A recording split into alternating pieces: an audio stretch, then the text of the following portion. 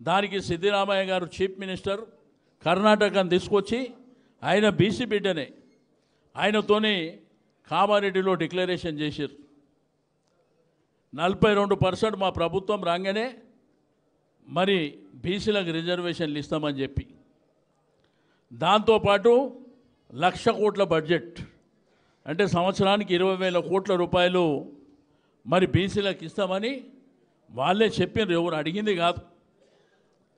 కానీ ప్రజలందరూ మోసపోయిన తర్వాత కేసీఆర్ గారు 34% బీసీలకు రిజర్వేషన్ ఇవ్వాలని ఆ రోజు మరి అసెంబ్లీలో పెడితే దాన్ని సుప్రీంకోర్టు 50%కు మించిపోయి ఉన్నది కాబట్టి 23-24%కే పరిమితం చేసినటువంటి సందర్భం. ఆ రోజు 2018 లోకల్ బాడీ ఎలక్షన్ కూడా మరి 23-24 రిజర్వేషన్లతోని ఎలక్షన్లు జరిగినాయి. 42% ఇస్తా అని పెద్ద డ్రామాలు ఇక్కడి నుంచి ఢిల్లీ దాకా నడిపించినటువంటి ఈ ముఖ్యమంత్రి గారు తీరా నిన్న ఇవాళ మీరు పేపర్ చూడండి 17%కు పరిమితం చేసి 17% మొన్న ఎలక్షన్ కమిషన్ వాళ్ళు ఇచ్చినటువంటి లిస్టులో. కాబట్టి ఇవన్నీ జరుగుతున్నాయి. మన ఒక రాజకీయ పార్టీగా కేసీఆర్ గారి నాయకత్వంలో పనిచేసినటువంటి సైనికులుగా మీ అందరికీ రిక్వెస్ట్ చేసేది ఒకటే, మనకు దీక్షా దివాస్ అనేది ఒక పండుగ రోజు.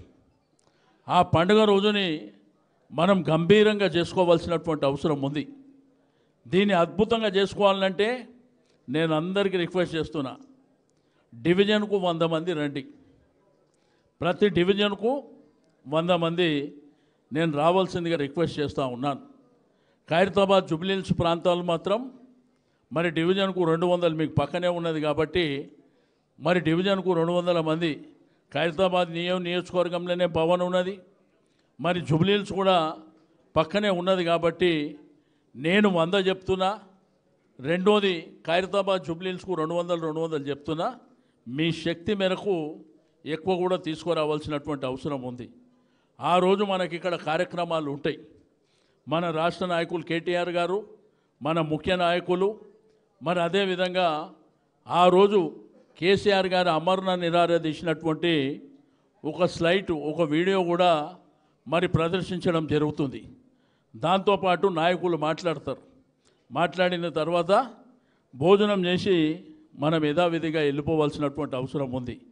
నేను కార్పొరేటర్లకు, నాయకులకు, ఇన్ఛార్జులకు, కార్యకర్తలకు, ముఖ్య నాయకులకు అందరికీ చెప్తున్నా, ఊరికనే పిలవకముందే పేర్లు పెట్టకముందే దండాదాన్ని ఎక్కి స్టేజ్ల మీద కూర్చున్నాడు కాదు. ఆ రోజు వీడియో పెడుతున్నాం, ఎవరు స్టేజ్లు ఎక్కుతారో ఎవరు తిరుగుతారో ఆ 100 మంది మీ వెనుక వాళ్ళని తీసుకొని రావాల్సినటువంటి అవసరం ఉన్నది. రాబో కాలంలో కూడా చాలా స్ట్రిక్ట్గా ఉంటాం, గుర్తుపెట్టుకోండి. రాజకీయాలల్లో కాంపిటీషన్ ఉండాలి. రాజకీయాలల్లో మనం ఉన్నతమైనటువంటి స్థానంలో ఉండాలంటే సర్వీస్ కూడా అంతనే చేయవలసినటువంటి అవసరం ఉంటుంది. ప్రజల మధ్యలో అదే విధంగా ఉండాలి, కార్యకర్తలతో కూడా అదే విధంగా కలిసిమెలిసి ఉండాలి, అందరికీ చేదోడు వాదోడుగా ఉండాలి. కాబట్టి నేను ఆ రోజు కూడా దయచేసి ఇది ఒక్కల బాధ్యత కాదు, ఇక్కడ ఉన్న మనందరి బాధ్యత. అందరం కూడా మరి పార్టీ వీలైనంత వరకు నియోజకవర్గంలో ఉన్నటువంటి నాయకులకు, మా ముఖ్య నాయకులకు రిక్వెస్ట్ చేస్తున్న, యంగ్స్టర్స్ కానీ పెద్దలకు కానీ అందరూ మోటార్ సైకిల్ మీదనే రండి.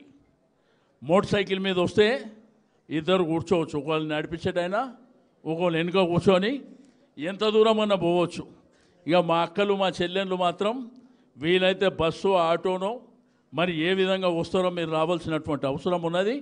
ఆ రోజు ఒక పండుగ వాతావరణం లాగా మరి బ్రహ్మాండంగా మన కార్యక్రమాన్ని మనం చేసుకోవాలని చెప్పి నేను ఈ సందర్భంగా తెలియజేస్తూ ఉన్నాను.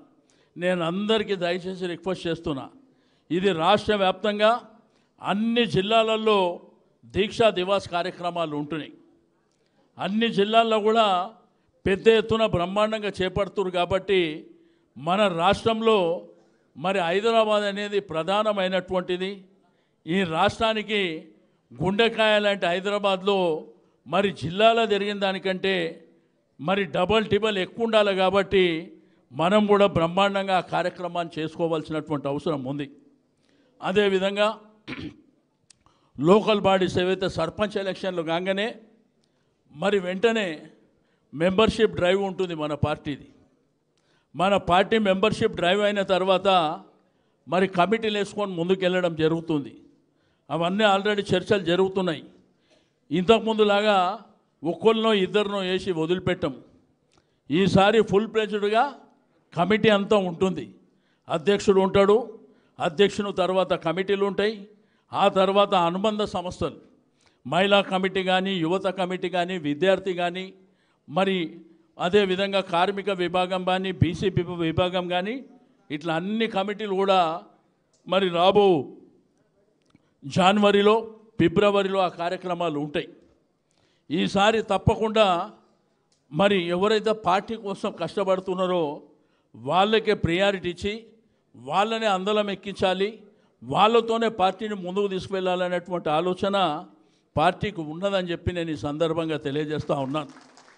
కాబట్టి మరి హైదరాబాద్ జంట నగరాల్లో, సికింద్రాబాద్, హైదరాబాద్ ప్రాంతాల్లో పార్టీని అద్భుతంగా బలోపేతం చేసి మరి ముందుకు తీసుకువెళ్ళడానికి మీ అందరి సహకారంతో పార్టీని అద్భుతమైనటువంటి పార్టీగా తీర్చిదిద్దుదామని చెప్పి నేను ఈ సందర్భంగా తెలియజేస్తూ ఉన్నాను. ఎప్పుడైతే అధికారం లేనప్పుడు, పార్టీ కష్టకాలంలో ఉన్నప్పుడు ధైర్యంగా గట్టిగా నిలబడవలసినటువంటి అవసరం మనందరికీ ఉంటుందని చెప్పి నేను ఈ సందర్భంగా తెలియజేస్తూ ఉన్నాను. అధికారం ఉన్నప్పుడు ఎవరెవరు ఉంటారో మనకు తెలియదా? అందుకే పార్టీ కూడా నిర్ణయం తీసుకుంది. ఎవరైతే రేపు మనం అధికారం అయితే 100% వచ్చే ఎలక్షన్లో 100% మనమే అధికారంలో ఉంటాం, దాంట్లో అనుమానం లేదు. మొన్ననే కేటీఆర్ గారు, హరీష్ గారు, మిగిలిన మిత్రులు మాట్లాడేటప్పుడు నేను చెప్పిన, మేమందరం మాట్లాడుకున్నాం, ఎవరైతే మనం కష్టాలలో, పార్టీ కష్టాలలో అధికారంలో లేనప్పుడు ఉన్నారో వాళ్ళే నిజమైనటువంటి నాయకత్వం. వచ్చే ప్రభుత్వం వచ్చిన తర్వాత మాత్రం మీరు ఎవరన్నా పోయిన వాళ్ళని వీళ్ళని దగ్గర తీస్తారో కానీ నేను మాత్రం ఊరుకోనని చెప్పి వాళ్ళకు స్పష్టంగా తెలియజేసిన అని చెప్పి నేను ఈ సందర్భంగా తెలియజేస్తూ ఉన్నాను. ఎందుకంటే పార్టీ కార్యకర్త అంటే మీకేం పార్టీ ద్వారా డబ్బులేమో అందుతలేవు. మీరు ఎన్నిసార్లు మీటింగ్ పెట్టినా, ఎన్నిసార్లు ధర్నాలు పెట్టినా మీరు ఎట్లా వస్తుందో ఎవరు అడిగే పరిస్థితి లేదు. ఏ విధంగా కష్ట నష్టాల కోర్చి ఒక ఆడ మహిళ పార్టీ ఆఫీస్ రావాలంటే ఇంటికి అడిగేసి ఎంత కష్టమవుతుందో మాకు తెలుసు, కార్యకర్తలకు నాయకులకు ఎంత కష్టమవుతుందో తెలుసు. కానీ అందలం ఎక్కగానే మాత్రం మీరు ఎవళ్ళు ఉండరు, మరి ఎవడెవడో జమ అవుతారు. కాబట్టి ఈసారి ఆ పరిస్థితులు ఉండవు అని చెప్పి నేను ఈ సందర్భంగా తెలియజేస్తూ ఉన్నాను. ఎందుకంటే నిజంగా నికాసుగా నిలబడ్డది మీరని చెప్పి నేను ఈ సందర్భంగా తెలియజేస్తూ ఉన్నాను. మొన్న జూబ్లీహిల్స్ ఎలక్షన్లో కూడా చెప్పినాం, ఆ తర్వాత బూత్ కమిటీల మీటింగ్లో కూడా చెప్పినాం, నికాస్ అయినటువంటి కార్యకర్తలు పార్టీ అధికారంలో లేకున్నా కానీ